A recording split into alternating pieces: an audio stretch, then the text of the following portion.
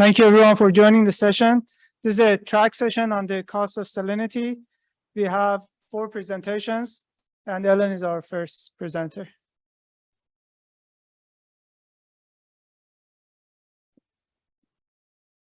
Hi, everyone. Thanks for coming. Yeah, my name is Ellen Bruno. I'm an Assistant Cooperative Extension Specialist at UC Berkeley in the Department of Ag and Resource Economics. And this is some joint work with Molly Sears, who is previously a PhD student at Berkeley and is now starting at Michigan State, and Michael Hanneman, who's at Arizona State now. And so we're looking at the role of groundwater quality and specifically salinity on crop choice and the welfare implications of that. So groundwater salinity is a pretty widespread issue that's of increasing importance under climate change. Anywhere we have irrigation in an arid landscape, it leads to the buildup of salts in both the water and the soils, to the extent that somewhere between 20 and 50% of irrigated agriculture worldwide is already negatively impacted by salinity. And with climate change, we expect increasing dependence on groundwater resources. And so protecting the quality of the supplies becomes even more important. And salinity can be an especially acute problem in groundwater dependent coastal regions, which is where this paper is focusing, because they're also then dealing with sea level rise and the interaction of that with groundwater overdraft. So the reason we care about salinity, and I'm focusing specifically on groundwater salinity, is because it can negatively impact agricultural productivity. So electric conductivity, which is on the x-axis, is one way of measuring groundwater salinity or water salinity. And different crops vary in their sensitivity to it, but there's some threshold of salinity levels that leads to a decline in their maximum yield potential for various crops. And so the question is sort of how important is this? What are the costs of increasing salinity to impact yields and farmer welfare? So much of the previous groundwater economics literature has focused on issues related to groundwater quantity. So there's a fairly rich literature characterizing the stock and pumping cost externalities associated with groundwater pumping, and a parallel literature that looks at mechanisms and policy approaches for overcoming these various market failures associated with groundwater overpumping. And I think there's been relatively less attention in the groundwater literature focusing on water quality. There are a handful of papers, most relevant to this work here, a hedonic analysis in the Central Valley looking at the impact of salinity, on land values, and then some discrete choice work in the Delta, more of a methodological paper of different, what sort of discrete choice models are best capturing sort of heterogeneity that we see across farmers in their crop choices. And so we see this paper weighing in here in providing some, revealed preference estimates in a coastal setting that I'll show you in a second, where salinity issues are really important in this sort of groundwater dependent agricultural region. So we're going to estimate the probability that farmers switch crops in response to a change in total dissolved solids, which is going to be our primary metric of groundwater salinity. We'll be using 11 years of geospatial data on TDS and land use from this water district that we think has a really nice set of monitoring wells and field surveys that allow us to characterize the groundwater salinity in the region.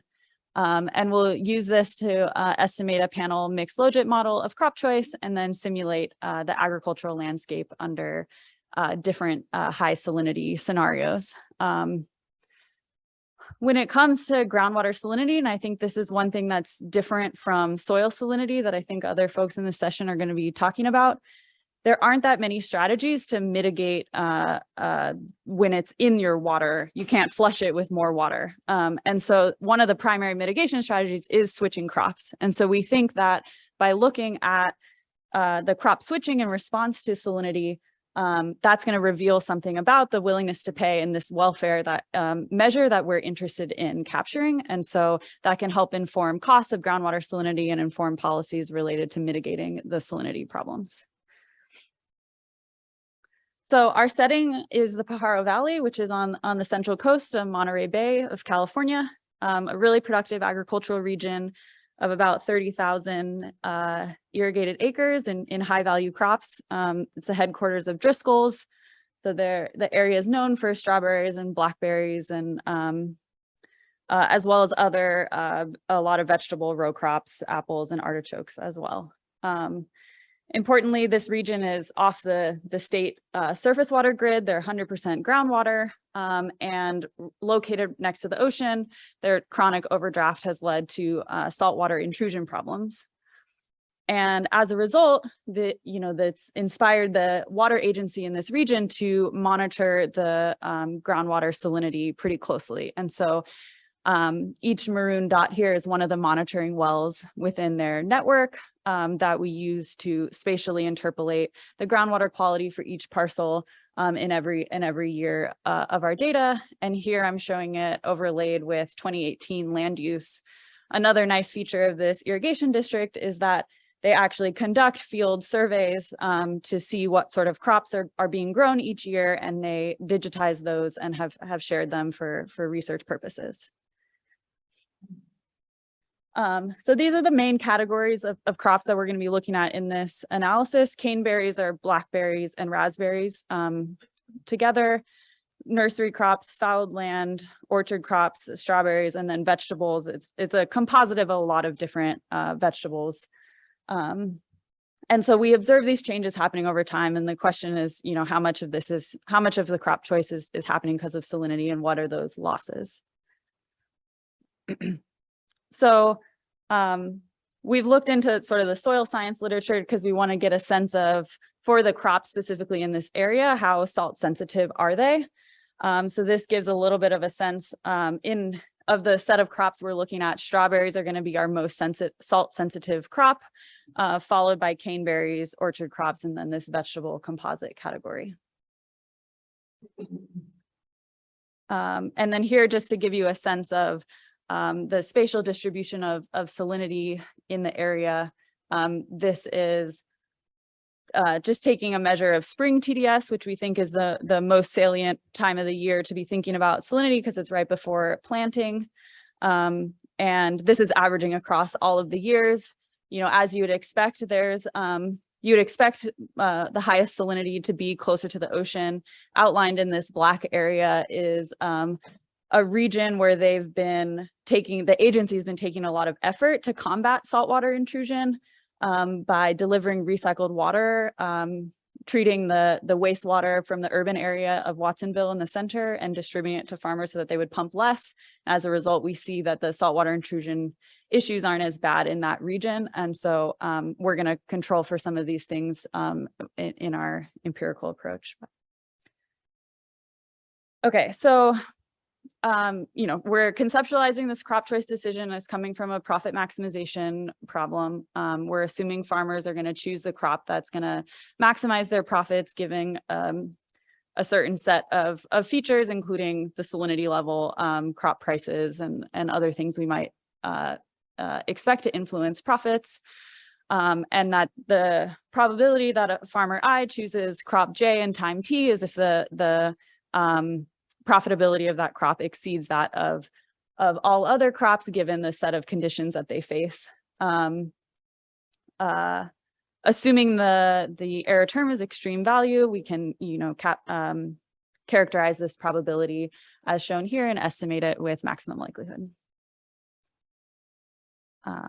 Okay, so here's the estimating equation for the panel mix logit that is some sort of value function for to try to proxy for farmers' profits. Even though we have a lot of advantages in this empirical setting in terms of the crop choice data and the salinity measurements, we lack some other important variables for characterizing profits. And so That's why I was sort of calling it more of a value function, because we don't have parcel level yields and we don't have parcel level production costs, two very important components for characterizing profits. But we'll try to include, sort of condition on the set of factors that we think might correlate with both salinity and crop choice. And so we include, things like temperature and precipitation, the depth of the groundwater, lagged crop choice, whether or not, they're in a region receiving those recycled water deliveries that the agency has provided to try to prevent seawater intrusion in certain regions of the valley. And then we include an indicator variable for the crop that's being grown. And we're sort of thinking about this as a proxy for the production costs, like crop specific production costs. And importantly, in this framework, making it this mixed logit model, the coefficient on these crop dummies is treated as a random variable, trying to capture the heterogeneity among farmers that of course will exist because their production costs differ from farmer to farmer in a way that we're not capturing with this indicator variable. So the mixed logit model has pros and cons. It's allowing us to have these coefficients that can vary with observed parcel characteristics and unobserved random heterogeneity, which we think is going to better capture what's going on. It allows us to avoid invoking the AAEA assumption that troubles multinomial and conditional logit models, which we think is something that's particularly important in. We have this panel setting repeated where we have perennial crops grown. So, that's certainly not uncorrelated from one time period to another. And so that IIA assumption would be particularly problematic, we think. But of course, these models are more challenging to estimate numerically, and there is no fixed effects estimator for this. And so we think it's important to be, conditioning on relevant parcel level observables. We include a county fixed effect, which is just, there's only 2 counties. So that's easy to include, and then a linear time trend. And we can, see how sensitive it is to exclusion of any of these parcel level observables that we think might be important. So I'm going to present some results and just jumping to the marginal effects here. Looking across our crop categories, first showing just the sample average so you can get a sense of the share of the crops in the region, and then looking at a higher TDS scenario to see how the probabilities of different crop types change, holding all of the controls at their averages. And so, we see fallow ground increasing, some slight changes to vegetables and strawberries that are somewhat counterintuitive, since we know that strawberries are the most salt sensitive, and the biggest decrease is happening in caneberries. And so here is a visual representation of a fuller simulation where we're increasing salinity by 100% to see how that changes. And we're going parcel by parcel and predicting the probability of growing a crop using our model estimates, first with baseline TDS and then with the high TDS scenario and comparing. And so we're seeing these, increases in fallow and strawberries and vegetables, and this big decrease in caneberries. So, changes in the agricultural landscape are certainly interesting, but I think what we're most interested in, particularly for policy, is some sort of welfare measure of these changes and what the impacts of those are. And so our next steps are trying to characterize the willingness to pay or willingness to pay to avoid a change in salinity. And it's like less straightforward than we expected initially for a couple of reasons. So first, crop choice is based off of profit maximization, whereas a lot of this literature is embedded in this, starting with a utility framework. And so you're often thinking about, okay, we need to normalize by a marginal utility of income, but we're already in kind of a welfare space when we're starting with profit maximization. Our desired welfare measure is going to be the change in the maximum profit, like if farmers experience a shock in salinity, we want to know their change in profits after they've selected the next most profitable crop, given that change, which is something we can characterize fairly straightforwardly in the absence of random coefficients that I'm showing here. We're looking at the difference in the log sum formula for different salinity levels. But it's less straightforward if we have random coefficients. We would have to be integrating over a distribution of those random coefficients. And so anyways, this is where we're currently at. We're trying to work towards capturing a willingness to pay measure, ideally with our mixed logit model, but perhaps we'll also run a conditional logit version and capture a willingness to pay that doesn't have the random effects. So, okay, so just to summarize, we're looking at how groundwater salinity affects crop choice and finding that the likelihood of growing a particular crop, cash crop relative to fallow, varies across crops in response to changes in salinity. Blackberries and raspberries are seeing the greatest decline under salinity changes. And, we think that the willingness of farmers to switch crops, given that that's the primary mitigation strategy, reveals something about how much they value salinity. And, hopefully we'll have these welfare estimates soon to try to inform policy related to improving groundwater salinity. So thank you so much.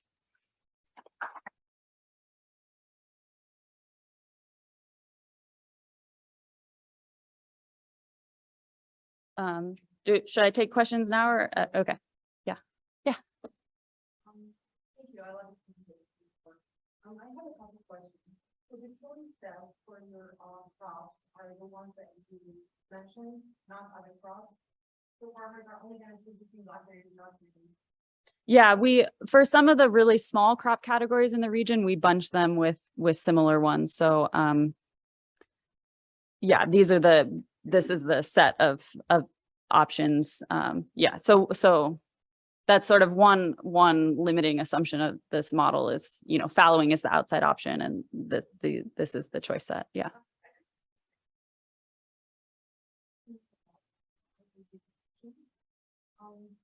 I think like the advantage that the mixed logit has is that the AAEA assumption is just assumed to be true mathematically.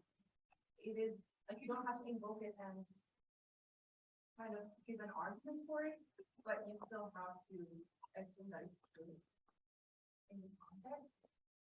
Because you talked about how it's both an issue for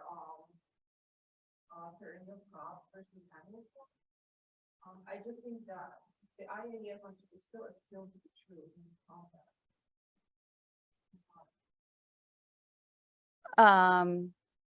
Yeah, maybe we can talk after, but like yeah. Okay. Yeah, okay, last question. Yeah. So I know you talked about alternatives for water sources. I know that maybe not in California, but I know that in some regions, farmers are reluctant to using recycled wastewater. Did you try and see, this is not necessarily in your paper, but did you try to see if farmers are more willing to use recycled water or non-conventional water after they face higher salinity levels?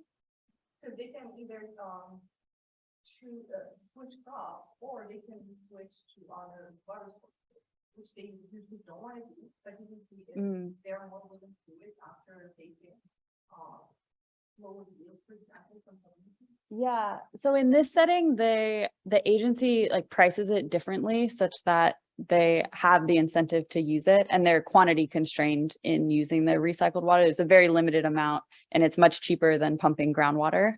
And the agency did that specifically so that they would use the recycled water. And I had assumed that it was better quality because they were having salinity issues and therefore would be more desirable aside from just the price being lower. So I don't think there's an issue in this setting of them using it. And so yeah. Yeah, Andy. Following would make sense. So I was wondering, is exit like the outside option for, because fallow is something people about field rest, Right.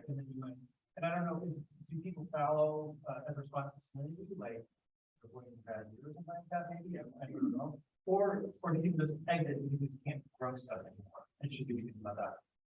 Yeah, no, that's a great question. And it's not something we know exactly how to deal with in terms of like, yeah, actually treating exit as an outside option.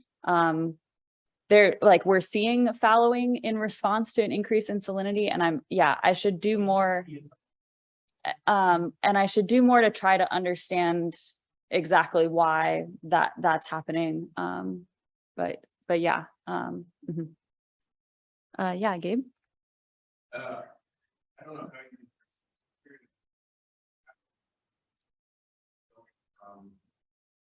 berry, strawberry, orchard. Yeah. We include like a lagged crop choice in the model, but that's sort of the only way we've thought about sort of trying to address that.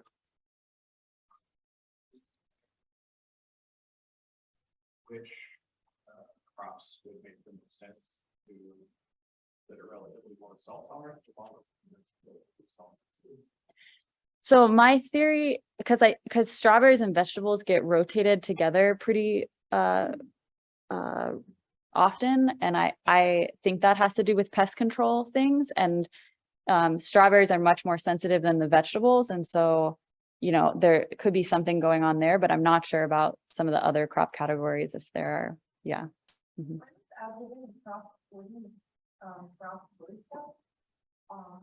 Just from experience with farmers, it kind of includes the same investment and the same infrastructure to grow almost everything in that from the choice. So they're all similar and they all use the same technology for all of them. So it will make sense to switch between them. Oh, am I out of time? Okay. Thanks so much for the questions.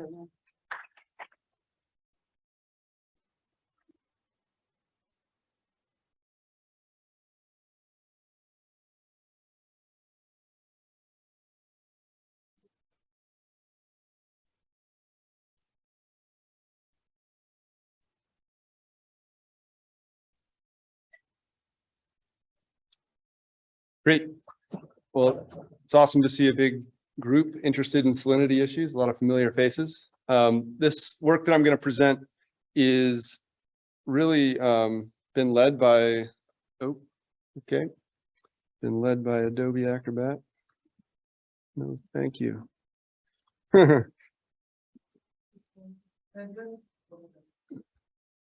right, we'll see if that works. The work's being led by a PhD student that I work with, Putri Dara, so I'm happy to give her all the credit for this work, and I'll take the blame for any shortcomings that you find. But the analysis is really pretty simple. We're using kind of a Ricardian or hedonic framework to try to better understand the costs of salinity here in a county in Colorado. So the two research questions that are driving this is kind of, what are the costs of soil salinity, in this case, to agricultural land values? And then also, how are separate irrigation sources capitalized into land values, accounting for that soil salinity? So the motivation for the work is really the motivation for this entire session. It's really to understand kind of the notion of salinity affecting the productivity of agriculture, which imposes costs on agricultural producers and rural communities really around the world. Here we're looking at a kind of Western or High Plains context in the United States. And there's been a lot of work trying to characterize the effects of salinity on agricultural production itself, but I think less work trying to characterize what the economic costs of that are then. There's some research that has looked at the relationship between salinity and land values, but fairly limited. The most recent that I'm aware of, at least, is by Juhu Lee and Nathan Hendricks at Kansas State, looking, I think that was also looking at groundwater salinity and how that affects land values in Kansas. In addition to looking at salinity, as I mentioned, we're going to be looking at the effect of specific irrigation sources on land values. And we know that in arid areas, not only do they have challenges with salinity, but water is critical to agricultural production and gets capitalized into land values. A lot of research to see how, for example, seniority or even different measures of water quality get capitalized into land values. But I think less work that has gone into looking at specific irrigation organizations. So in the Western US, most surface water is delivered through irrigation canals or irrigation ditches. And there really has not been a lot of economic research trying to understand how the characteristics of those organizations end up getting capitalized into the value of land. And so we're going to be doing some of that here in this analysis. So rather than having individual water rights to surface water, the producers in this area are members of a canal company. They pay a share price each year to receive water from that canal, and therefore they share the water rights, essentially the seniority of those water rights. And so it's important to see how that affects the value of the agricultural parcels. So in terms of an overview of the empirics, again, it's really a fairly straightforward analysis. We have 1,200 observations of agricultural land parcel transactions in Otero County, Colorado, between 1995 and 2020. The dependent variable is just going to be the land price per acre, with the transaction prices and the acreage of those transacted parcels coming from some data we acquired from Snyder Geospatial.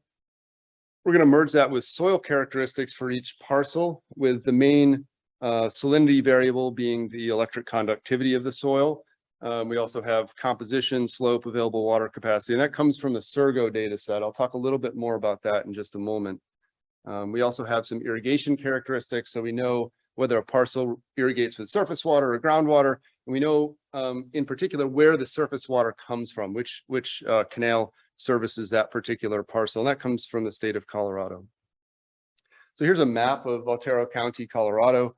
I apologize for folks online. I'm not good at standing behind the podium, but Otero County is kind of in the southeastern part of the state, south and east of both Denver and Colorado Springs. This is a blown up map. The green parcels indicate the transactions that we have in our database. And you can see that the main irrigated portion of the county is in the northern portion that lies along the Arkansas River, the kind of thicker blue line there. So I have a map that I think blows this up, the irrigated area up a little bit, that I'll show in just a moment. So to jump into some of the summary statistics, the average sale price per acre of a parcel is about $4,600. So keep that in mind, because I think it helps to put the coefficient results kind of into context, that the average parcel sells for about $4,600.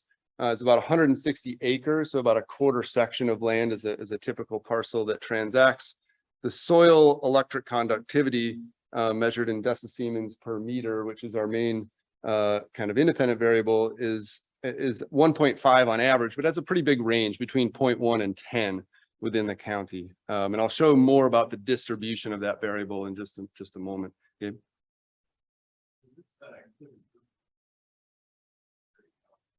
Yes. So there are some parcels that have homes on them, for example. And so we do, I don't have that in the summary statistics. It is a control variable that we have in the model. Because yeah, some of the 30,000 is pretty pricey for a acre of land. Okay, so yeah, so other soil characteristics besides soil EC, and then you can see kind of the irrigation characteristics. A little over half of the parcels are irrigated with surface water. A much smaller percentage, only about 6%, are irrigated with groundwater. A few of those I think are both surface and groundwater, but for the most part, those are distinct. And then we also constructed a downstream variable to see whether parcels located that receive surface water downstream along a canal are valued more or less due to potentially changes in quality along the stretch of the canal. Okay, so this is just a little bit more about the soil salinity variable. As I said, it's a measure of electric conductivity. It comes from the gridded or G-Surgo product, which is a raster data set. And we've tried to understand exactly how they construct the variable. So they do soil samples across the county, and then they have an algorithm that translates those samples based on soil type and land use types into a really spatially continuous variable of electric conductivity.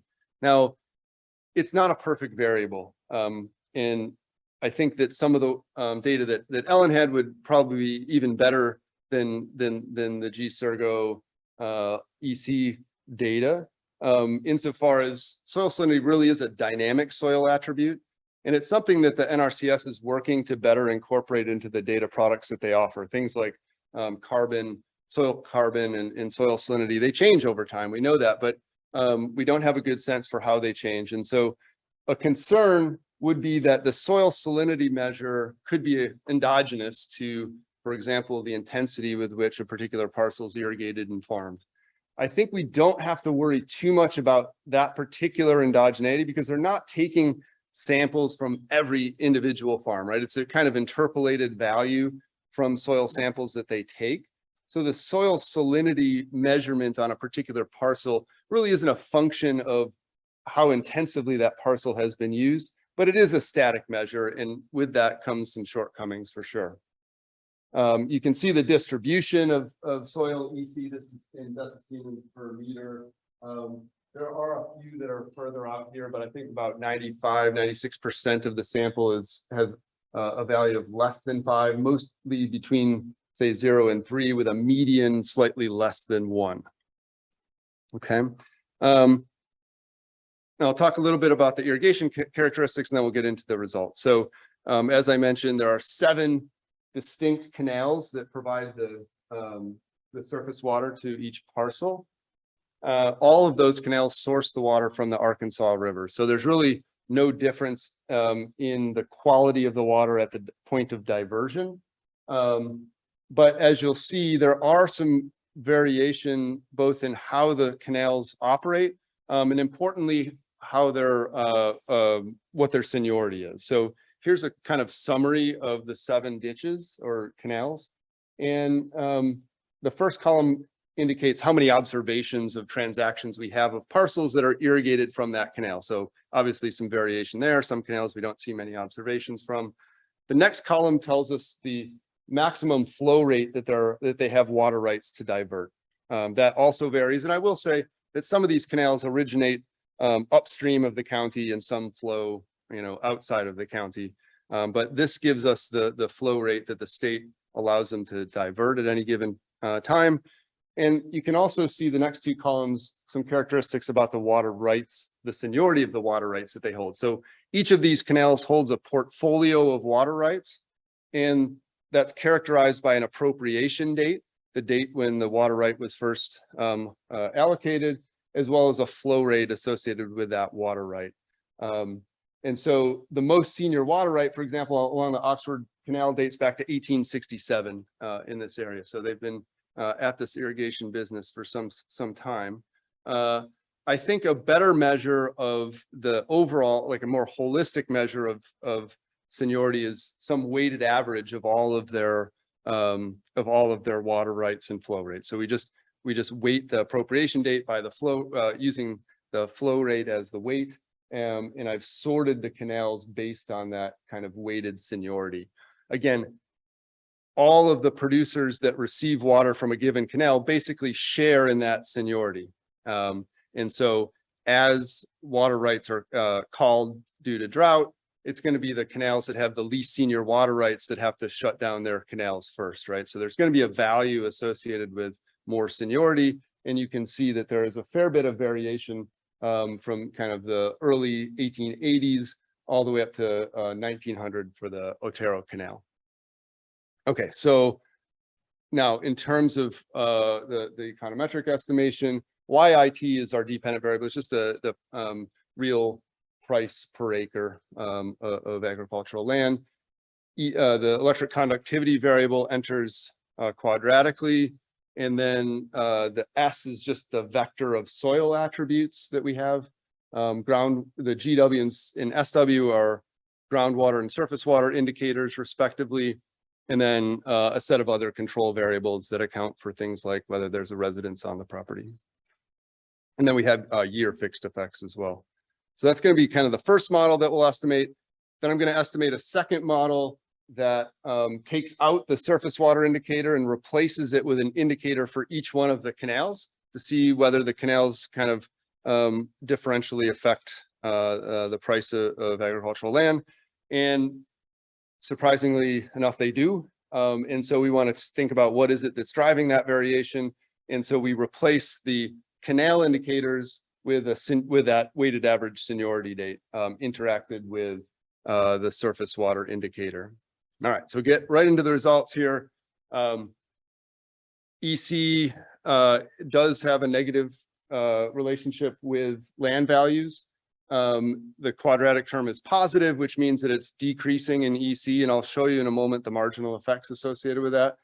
The other soil characteristics are fairly predictable in terms of how they affect land prices.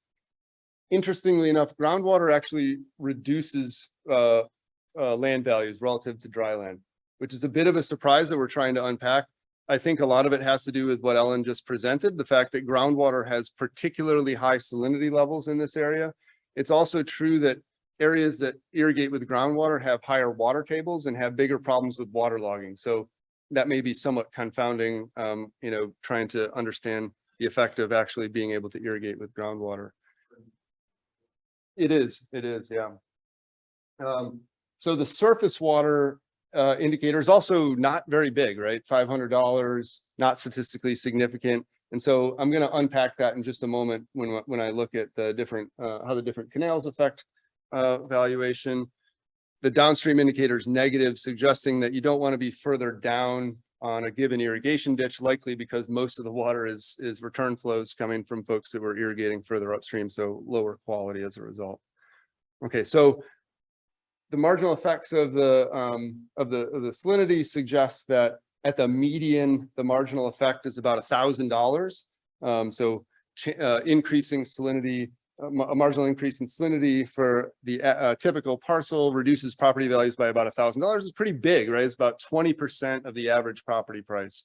And those declines are there until you reach about 5 decisiemens per meter. We don't see many parcels beyond 5 decisiemens per meter. And Monty will show, Ellen already showed some of the yield curves that show the effects of salinity on crop growth. When you get beyond 5 or so decisiemens per meter, it's really pretty difficult to grow any crops in this area. And I should mention, it's mostly alfalfa, corn, and pasture land. Okay, so then looking at the particular canals, there's a wide variation. So you see some canals have kind of are capitalized to the extent of $2,600 increase in property values, whereas others actually detract from property values.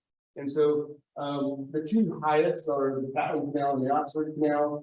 The two lowest, I think, are the Holbrook Canal and the Otero Canal. So if we look back at those seniority dates, you see that indeed the Catlin Canal, the Oxford Canal are the two of the most senior. The Holbrook Canal, the Otero are the most junior. So the appropriation dates seem to do a good job kind of explaining that variation across canals. When we replace the canal indicators with a continuous variable for the appropriation year, it's statistically significant. It suggests that each year that your water right becomes more junior reduces property values by about $245 per acre. So if you think about the span, the range of appropriation dates, it's about 15, 17 years, something like that. So that explains kind of the 3,000-ish, 4,000-ish variation in prices that we see across canals pretty well. All right, so in terms of overall results, again, soil salinity has a negative impact on the farmland values, about $1,000 per acre marginal effect at the median, which is about 20% of the value. We did a back of the envelope calculation, thinking if we could reduce soil salinity to 2 decisiemens per meter across the county on all parcels across the county, that would raise farmland values by about $262 million or $667 an acre, just to get a sense for how managing salinity might improve property values. Okay, thanks, Monty. let me finish up here. Canals, again, do play a really important role in determining property values. I think this is kind of an understudied area that deserves some more attention from economists. So as I said, in terms of next steps, we would prefer to have a more dynamic measure of soil salinity and ideally repeat observations of transactions so that we could include parcel fixed effects and really understand the costs of increased salinity. That seems unlikely to get, right? Something that exogenously varies soil salinity and allows us to observe those changes seems unlikely, but would be really, ideally beneficial in future work. And then, as I mentioned, more research on surface water delivery organizations and how the characteristics of those organizations get capitalized into land values, I think, is an important area for future economic research. So I will quit here.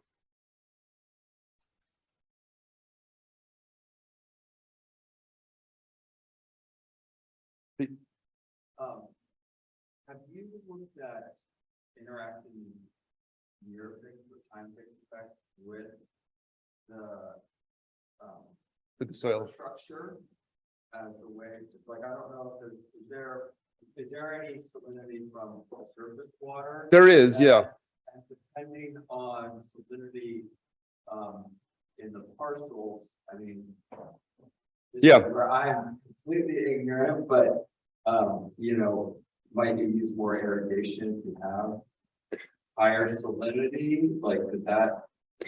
Well, it's certainly a management strategy of trying to flush the soil with irrigation water. So that might be interesting. Just we do have parcel level irrigation records. We could see whether parcels with higher soil EC tend to irrigate at a higher rate, controlling for other factors. Lower value, but then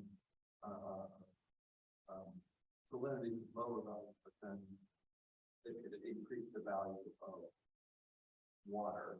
Right. I see what you mean.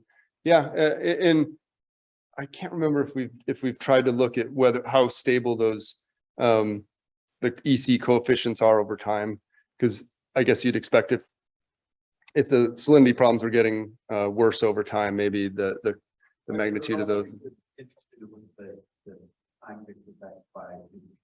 Yeah. Okay, thanks. Yes. There's any institutional differences in terms of water trading across different organizations. Okay, yeah. Like water trading or something or some. Right. I'm wondering, like, Yeah. how much migration comes from water trading? Yeah. Marketing and play a role. It's a great question, and that hints at this right here. Like, I think as economists, we study water trading a lot, but most water trades are occurring within these organizations, and they don't keep records that they'll allow out publicly. And so I do know that there are a lot of what they call it moving the water up the ditch or down the ditch, where a producer will transact a share to somebody, some other producer, and the irrigation companies do keep track of who owns the shares and how they've changed, but not what prices they're being traded for within the ditch. And so, it would be interesting to look at. I just think that I think my sense is that the organizations all have that ability, but it probably within some organizations, it's easier than others to transact water. Some of them have much better communication. Like, you can just see some of them have their own webpage and monthly meetings. Others, there's very little outreach from maybe a once a year annual meeting kind of thing, and very little technology in terms of how they communicate. So I think that's a good point. Sabrina?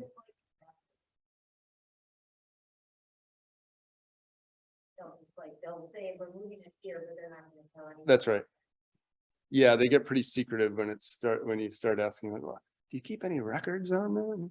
No, we don't. Definitely not. Don't ask again. No one knows. Right. All right. Thank you. We haven't really been looking to see if anybody's asking questions online. I don't know how to do that. What do people don't know? I don't know. Well, that's another good question.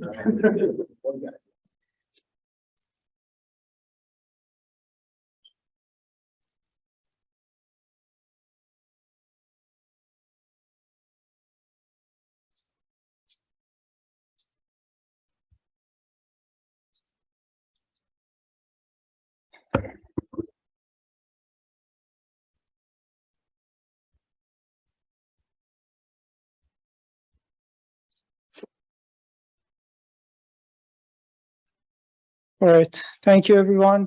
My name is Mani Ruhirad. I'm an assistant professor at Texas A&M University. This is a joint work with Jordan Suter, Sohail Nozari, and Ryan Bailey at Colorado State, and Deb Sahu at Clemson University. And this work is funded by USDA NIFA. So soil and water salinity are pervasive global challenges that impact the agricultural production worldwide. And when it comes to inland salinity issues, many of these issues are induced by irrigation. Most of the time, these issues exist in the naturally in those regions. For example, soil profile may contain salinity, salt ions in the soil profile, or perhaps the regions that are arid or semi-arid need irrigation for crop production. But then over time, because evapotranspiration is higher than precipitation in these regions, then salt ions are left behind in the soil profile. Well, and a very effective management strategy in these regions is irrigation. Irrigation can wash the soil, salt from the soil, but then what it does is that it moves salinity away from agricultural lands of the producers who apply irrigation to the soil and water bodies of neighboring producers. So it sounds like there's a role for policy here in a way that reducing irrigation can reduce the externality and improve the social welfare in the region. But of course, there are trade-offs between reducing profitability for producers who reduce their irrigation and increasing the profitability of producers who then benefit from reduced salinity levels on the neighboring parcels. So in this research, we want to study how the salinity in the crop root zone affects agricultural land use decisions of the producers. And in doing so, we will use a discrete choice model to study the effects of soil salinity on crop choice decisions of producers in Arkansas River Basin of Colorado. And we are also going to study whether there is a benefit in managing salinity through irrigation management policies. Specifically, we are going to use an integrated model to simulate policy counterfactual to study whether an irrigation tax can improve the aggregate welfare and also spatially. Now, today I'm going to mostly talk about the first part of the paper, as this is an early ongoing work. But the way basically we are going to do that going forward is that we are going to develop a hydroeconomic salinity model, an integrated model, where the economic portion of the model will simulate the response of producers to changes in soil salinity levels and also changes in profitability, which can then be simulated using an irrigation tax. And then the hydrosalinity model will eventually simulate counterfactual states of the world with changes in groundwater levels and surface water flow and salinity levels in soil and water bodies. We are contributing to the literature on salinity management. There are two strands of literature here. One is studying the effects of salinity on crop choice, on profitability, and on welfare. And there's a separate literature that studies the effect of and the management of salinity using hydroeconomic type of models, mostly using optimization type of modeling frameworks. So here what we want to do is we want to use individuals' revealed preferences in terms of crop choices to study how an irrigation tax can improve the aggregate welfare for an irrigated agricultural region that deals with salinity. Conveniently, the study area that we are going to look at is similar to the previous one, that the Arkansas River Basin in southern Colorado, basically. So this is one of the most salient river basins in the US. And this region is semi-arid, and irrigation has been very important for agricultural production in this region. And even though the salinity salt ions exist in the soil profile in this region, over the past few decades, salinity issues have consistently worsened due to irrigation in the region. So basically what has irrigation done is it has resulted in an increase in groundwater tables and has resulted in an increase in salinity in both the Arkansas River and also in the soil profile of the agricultural lands in this region. And many of the farmers in this region have mentioned that they are having issues with salinity in the region. And the suggestive evidence for the fact that the problems are caused by irrigation in this region. One is that as we move downstream, we see that salinity issues tend to get worse and worse as we move downstream, and salinity levels get worse. The other one is that the aquifer here is alluvial and is very shallow. Overall, most of the alluvia are very close to the surface and below 10 meters or around 30 feet. And as groundwater levels get closer to the surface, get closer to the crop root zone, we see that the salinity in the crop root zone tends to increase. So salinity in the groundwater and salinity in the soil profile, at least in the crop root zone, tend to be very correlated. So there are really two types of externalities that are going on here. One is that irrigation tends to move water to the return flows from the farms that washes the salt to the river, which tends to get worse as we move downstream. And the other one is that groundwater levels tend to increase and get closer to the crop root zone, which is a local form of externality. So there is an externality that is spatial in a way that it tends to get worse downstream, and there is a more local externality from the groundwater that gets closer to the crop root zone. And here in this region, groundwater salinity tends to be much higher than both surface water and soil profile salinity. So as groundwater levels tend to get higher closer to the crop root zone, salinity tends to be higher in the crop root zone as well.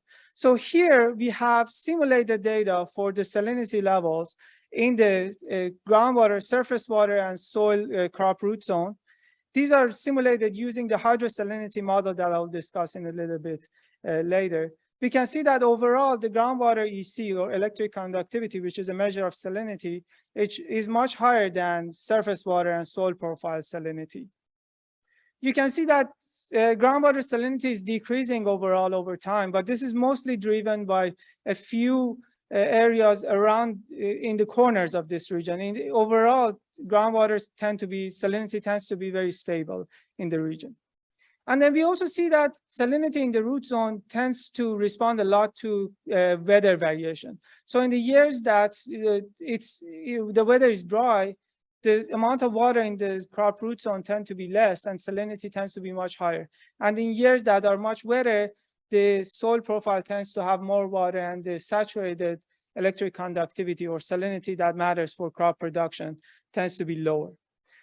The other thing we can see here is that there is a lot of spatial heterogeneity in terms of salinity in the soil profile. So for example, in the Holbrook Canal, we see that there is much higher, both groundwater that I haven't shown here, but also the soil salinity that is correlated with other factors as well. So there is a lot of spatial heterogeneity in salinity as well in this region. In terms of the major crops that are grown in this region, the major crops are alfalfa, corn, and wheat overall. And there is a bunch of other specialty crops are grown here as well. But overall, the amount of those crops is much less compared to these crops. Pasture production have also been increasing in the past few years. And another thing you will notice here is fallow land. Fallow land is very responsive to both changes in weather and changes in crop prices. Overall, in the early 2000s, when the weather was very dry, when there was a severe drought in that region, we saw a sudden increase in fallow land. And then as crop prices tend to increase after 2005, we see that fallow acres tend to decrease significantly. And on the other hand, we see an increase in alfalfa and corn production, but also in pasture production as well. And these crops have different levels of tolerance for salinity. Some of the crops like corn, alfalfa, and pasture are overall more tolerant of the soil compared to other crops like oats, sorghum, and wheat. And overall, we can see that these crops like corn and alfalfa tend to be very responsive to like salinity levels of even around 2, which is still very high levels of salinity. The EC levels, as Jordan showed earlier, are much lower in this region on average, but there is still a lot of spatial heterogeneity as well. But crops like wheat and sorghum tend to be much more tolerant of the salinity. So we want to model a producer's response to changes in salinity level and model their crop choices. So we assume that the producer maximizes their expected profits based on the profitability of the crops at the beginning of the season, based on the salinity in the soil and in the water bodies. And the producer will pick the crop that maximizes their profitability for that crop relative to all the other alternative crops. And if we make certain assumptions about the distribution of the error term, the unobservable part of the utility function, we can represent that probability of selecting that crop using a multinomial logit model. More specifically, in our setting, we can model the observable part of the utility as a function of profitability of the crops, the salinity in the soil profile, and the salinity in the water bodies. We can also have other control variables and also alternative specific constants that controls for randomly the variation between different crops in the region for every producer. And then we could also have linear or nonlinear patterns of time that may vary across different crops. So in case different crops have different, for example, incentive payments or different types of things that time trends that are different across crops can account for that. And also heterogeneity across producers can be important. The other thing is that also when we want to simulate counterfactual policy scenarios, then if the profitability of a crop changes relative to others, the AAEA assumption becomes very important here. So we want to also have a mixed multinomial logit model that relaxes that AAEA assumption as well. So as I mentioned earlier, soil and water salinity values are simulated spatially using the hydrosalinity model that we have. This region benefits from, because the salinity levels have existed in the region for a long time, the hydrological group at the Colorado State University, they have been modeling and collecting data and modeling salinity issues in this region for the past more than 20 years, since 1999, going back more than 20 years. So we have extensive amount of data, or they have extensive amount of data in terms of salinity across the region, both in terms of water salinity and soil salinity and groundwater salinity. And they have developed hydrosalinity models that have been calibrated to these existing observations that they have. And there have been multiple studies that have been published based on these models that they have shown the validity of this hydrosalinity model. What we are doing here is adding an economic model on top of the hydrosalinity model to develop an integrated model. The other element of this model, the hydrosalinity model, is a SWOT model that can simulate the responses of different crops to both salinity levels and changes in weather variations. And this is really important because when we want to estimate a multinomial logit model, not only we need to know the profitability for the crops that have been selected in the baseline, we also need to know the profitability for alternatives that have not been selected. And this is where this model can become very helpful for us, in that it can simulate, the SWOT model here has been modified to be able to simulate not only the response to weather variations, but how a change in groundwater, surface water, and soil salinity will affect crop yields that then in turn affects profitability for our crops. So these values are, all of them in this table are all simulated for each of the crops. We observed the crops for each of the parcels. Basically, before 2008, the simulated, the crops have been observed by the Lower Arkansas Valley District. And after 2008, we have the values from the crop scale. We have the crop land use measures rasters from the crop scale. So we have the land use choices going back to 2000. And then the revenues, irrigation volumes, and EC values have been simulated here using the hydrosalinity model. One point here I want to mention that is if we want to, salinity levels overall here are very high. And if you want to compare these EC values to milligram per liters of salt, this is like, we can multiply this by something around 900. So you can see overall the salinity levels, when we convert them, they can be relatively high here.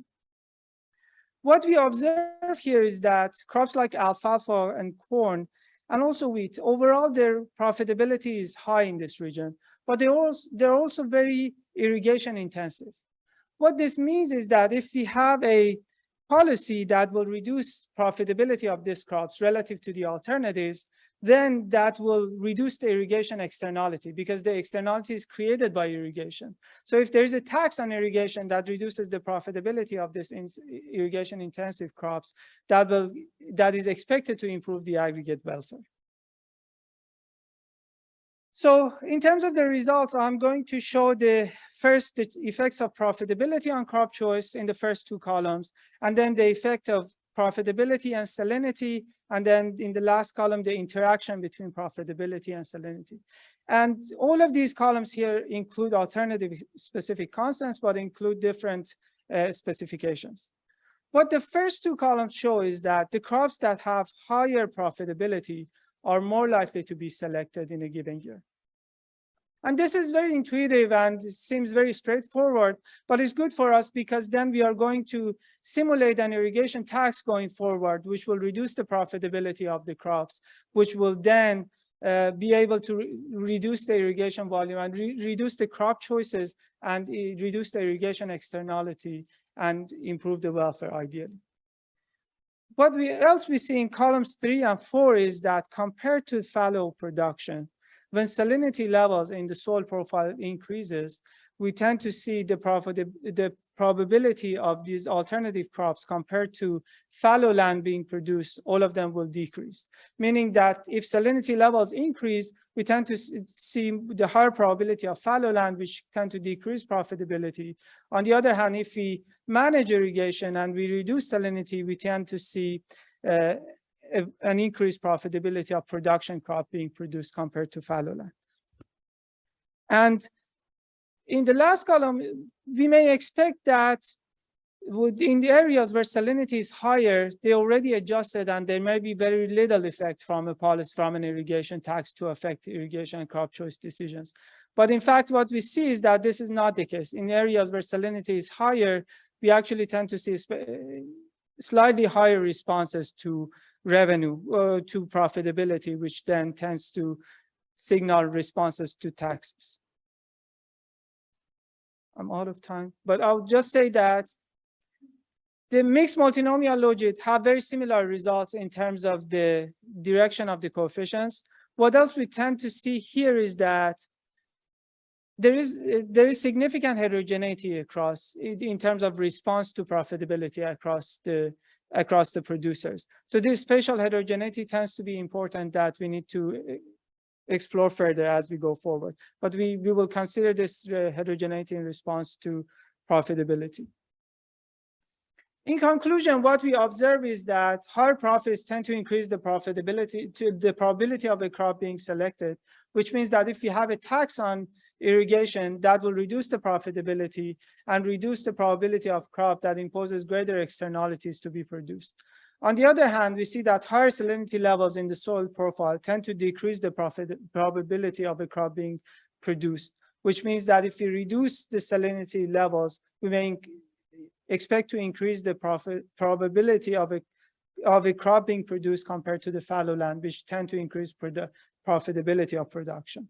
So overall, we expect that as we may have a tax on irrigation, we may improve aggregate welfare in this region. And the next steps, basically, we are going to develop this hydroeconomic salinity model that will simulate alternative states of the world with different taxes on irrigation, and to be able to answer that empirical question that whether this tax will increase the aggregate welfare or not.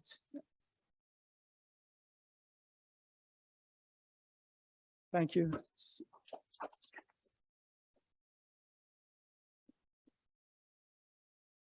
A couple of minutes for questions. Yes. So based on this, what would be your policy recommendation? Because there's a trade-off, but like, I think, would you recommend a policy that has to do irrigation or use and alcohol? I think then that will depend on the result of the analysis to see whether aggregate welfare will improve or not. Because really this is an empirical question, whether the losses from crop choices for the producers who will switch to less irrigation intensive crops will justify an increase in profitability in other crops that will see less salinity, other parcels that will see less salinity, and as a result, more productivity. So I think we will be able to answer that question at the end, and we are hoping to be able to answer that question. Yes. Maybe I misunderstood the reason for responding to the tax. Yeah, so this is where we will go in this simulation, is that profitability is a measure of the response to the profitability is then how a tax will come in. A tax will affect the profitability of different crops. So if a crop is more irrigation intensive, a tax will reduce the profitability of that crop relative to the less intensive. Okay, that's what I. Then, are you estimating heterogeneity versus to salinity or profit? Profits. Yeah. Yeah, that's a good point. That's just, we have to consider this heterogeneity in the salinity as well. So, but so far. I just. Sure. Your question. Right. Sure. Right. Yeah, this is the heterogeneity in the profits. Yes.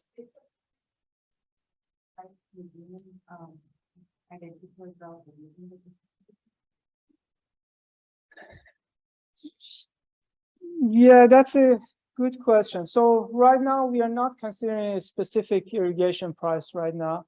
Yeah, but that is, there seems to be some heterogeneity. We are asking some of those questions from canal managers to ask how much they need to pay. As we understand, is that they don't charge for irrigation directly, but they pay annual rates for their participation in that water rights. So there is no volumetric charge for water. Yeah. Yes.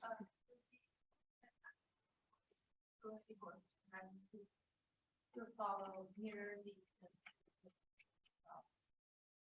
For example, if the alfalfa is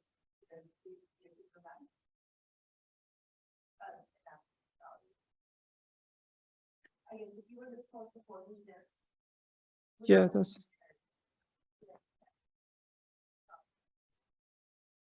Yeah, that's a good question. I think if we have alfalfa and corn and pasture are the most sensitive ones.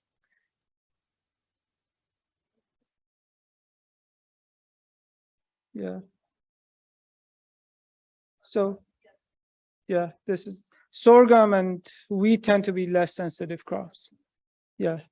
So these are alfalfa, corn, and pasture are most salt sensitive. And they tend to have larger coefficients overall, I see here.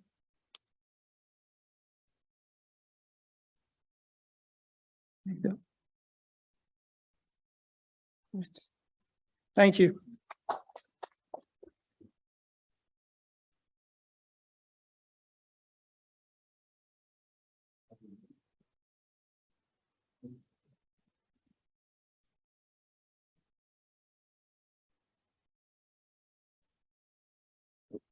So last but not least, I am Grant Gardner, and I will be presenting some of my dissertation research today that I worked on with Dr. Gabe Sampson.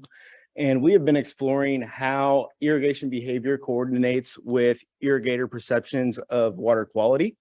And so I will say this may not be super far along at the moment. We're really trying to put our story together. And so if you have any input on that story, we'd love to hear it. From there, want to really dive into what is perception. And so when I started Googling perception, one of the quotes I kept coming across is perception is reality. That didn't really jive with me because we all know that perceptions can be false. However, when you think about a single person who has experienced something, they're going to see it the way that they have experienced it. And so for that single person, perception could be a reality. But Linda Humphreys is a psychologist, and I did find this quote where she points out that we create our own realities based on what we perceived, and they may not necessarily be factual. Taking this into the water quality debate, Matt Reese of Ohio's Country Journal says that that there's a big gap between the scientific literature and what people are perceiving, especially in water quality. And so how do we kind of bridge that gap of perception? And so when we look at a little flow chart of how changes in water use could occur to water salinity, what could be occurring is that producers experience a decrease in yield. A smaller amount. In a survey that we did, we found around 20% have actually tested their water quality. And so they may perceive water quality that way, but I think that's a very small percentage. This would lead to a change in perception, and then that perception would then lead to adaptation or changes in irrigation use. And so that leads us to our main question, what drives water use changes? Is it groundwater salinity, or is it the perception of that salinity itself? And so in some work that Gabe and I did in my first year at Kansas State, we did a survey of 3 groundwater management districts in Kansas. And we did find that 54% of our sample noted concern over well yield or saturated thickness or the amount of water that's in the aquifer. A smaller quantity, around 34% of our respondents, indicated moderate or major concern over water quality. And we kind of split this down into 2 sections. Of those sections, 21% noticed an impact of water quality on crop yield, and 16% noted that water quality had caused them to change their crop choice. And then moving into another relevant work, Lee and Hendricks in 2021 used a georeference image file to estimate salinity effects on irrigation behavior using the WEMIS data set, which we also use. They do find reductions primarily on the extensive margin or the acreage from each well.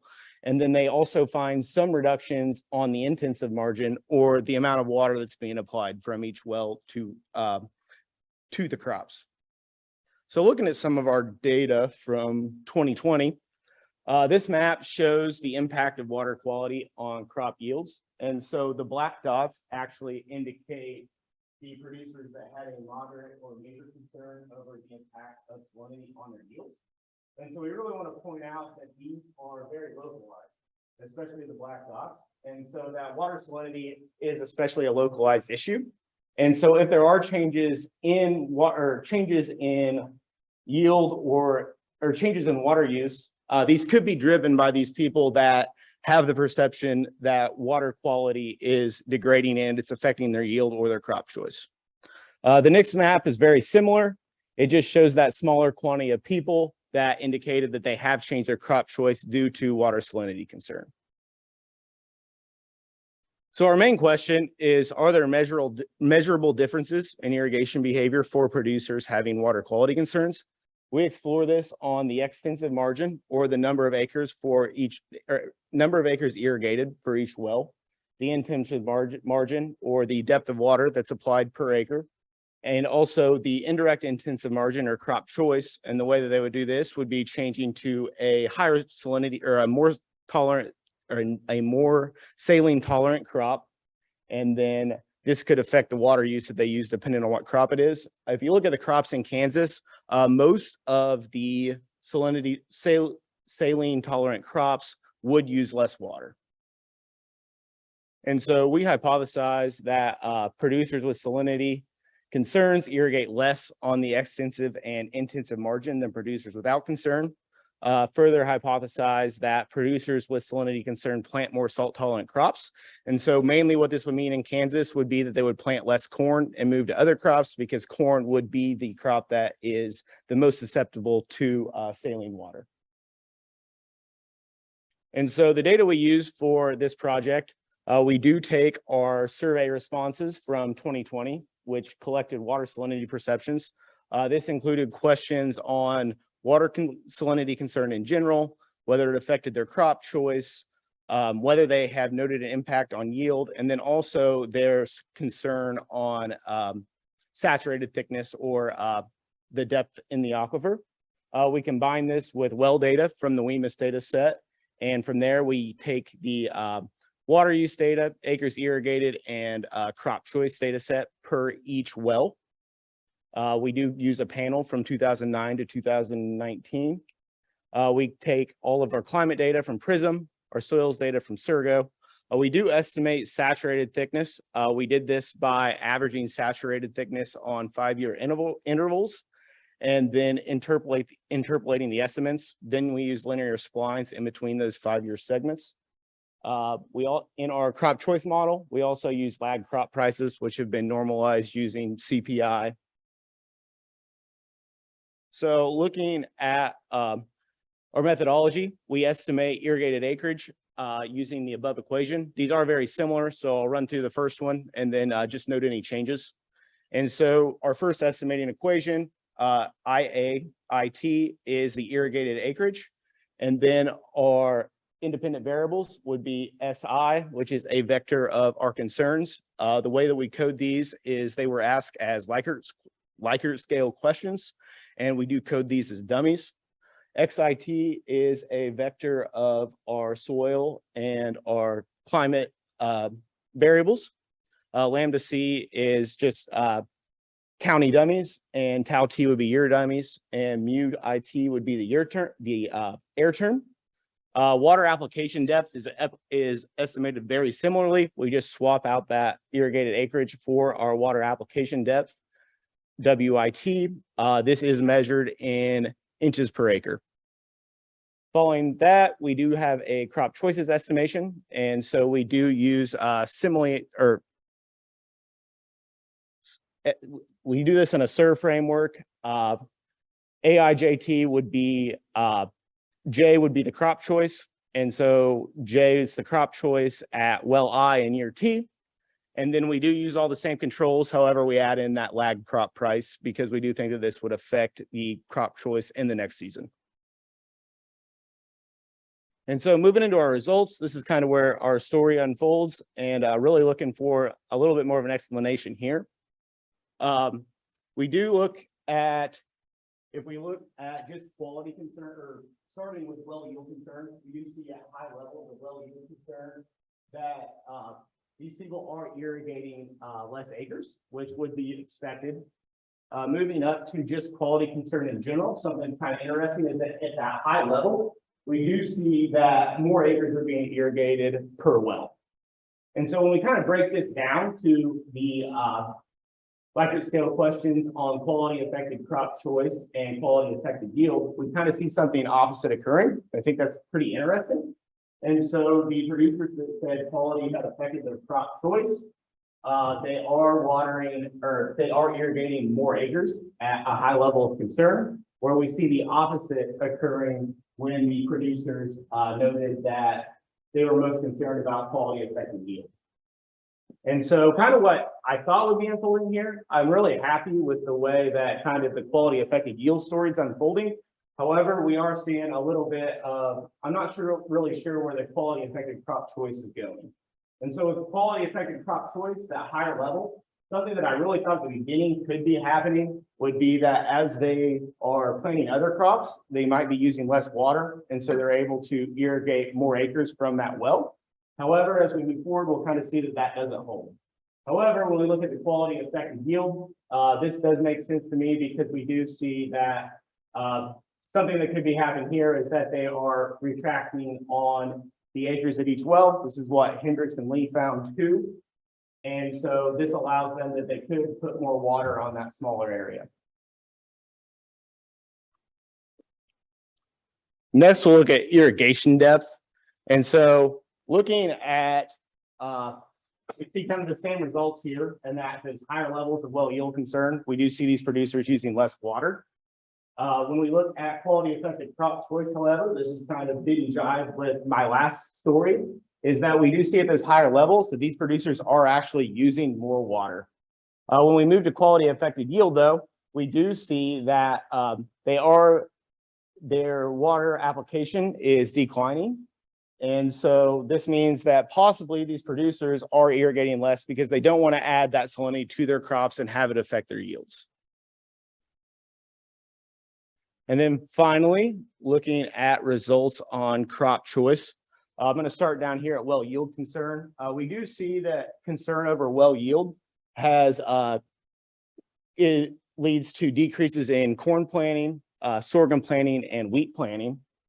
And then I'm going to jump up to right here where quality affected crop yield. This is something that I think looks pretty good to me because we do see that these producers, the producers at these wells, are planting less corn, which would be the crop that is most susceptible to saline water, and that they are planting more other acres. It's a little bit interesting in the middle there because those would be the 5 main crops in Kansas. And they just kind of jump back and forth in signs everywhere. Some are significant, some aren't, but we do see that strong significance on both corn and other. From there, looking at the top, this is where I think we could use a little bit more work. And so what we do see is we see at the high level of concern that we do see these producers are planting more acres of other crops at these wells. However, I think what could be occurring is that these producers are in fact worried about their crop choice because we don't have a panel of salinity perceptions. It could be picking this all up. And so these producers may have just planted more corn in general. And then that leads to the odd effects that we see on the left side of that corn coefficient.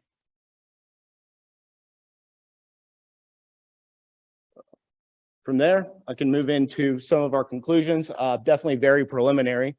But we do see that water salinity can cause a change in perception.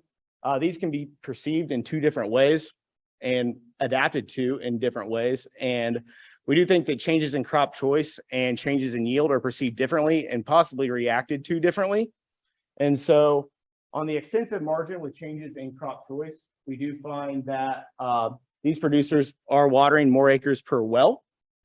At the intensive margin, we also find that they are watering more per well. And just because of the crop choice, this is something that doesn't really jive with the story that I'm trying to build here. So trying to figure out what's going on. On the indirect intensive margin, we do find that a high level of concern does still lead to more acres of other crops. Finally, looking at change when these producers have percepted a change in yield, we do find that they're retracting the acres that they are irrigating using, or the acres that they have a smaller amount of acreage at each well. And then on the intensive margin, they're also watering less per well, or less water, they're adding less water per acre. And then finally, on the indirect intensive margin, they are planting more acres of other crops. That concludes my presentation. I felt like I went pretty quick, but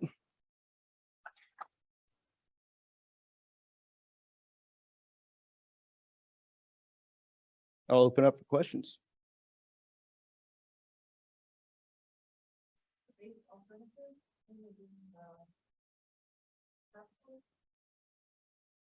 I don't have one, so that might be the issue.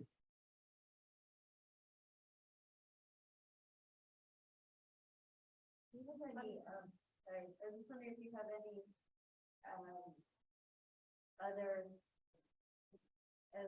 information on salinity of the water, but you have any metrics to it? Yeah, that's something that's really hard. It's something that's really hard to do in Kansas. They're all USGS estimates, and I've messed around with that a little bit. It's just there's a lot of issues with it lining up because they've been done at test wells. It may not be exactly where these irrigators are pulling water from, and because it's such a localized issue, we have issues believing the interpolations from these estimates and how they could actually be affecting these producers.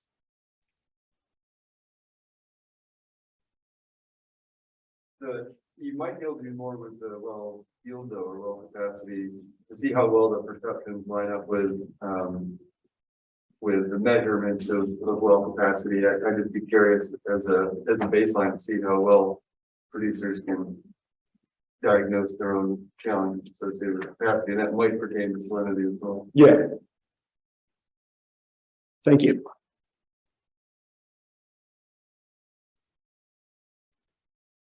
So an issue that was raised by Ellen earlier is there's a difference between salinity that affects soil versus the one that affects water. And here you don't make that difference, right? Yeah. So that would explain, so you can kind of get rid of salinity in soil by irrigating more.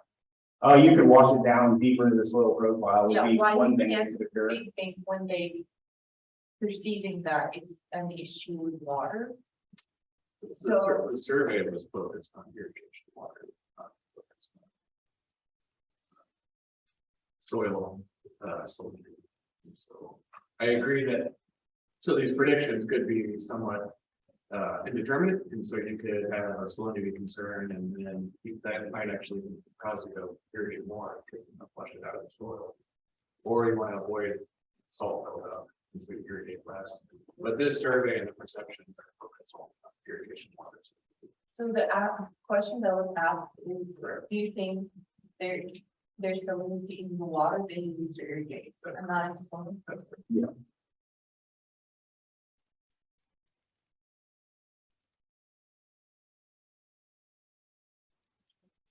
Thank you.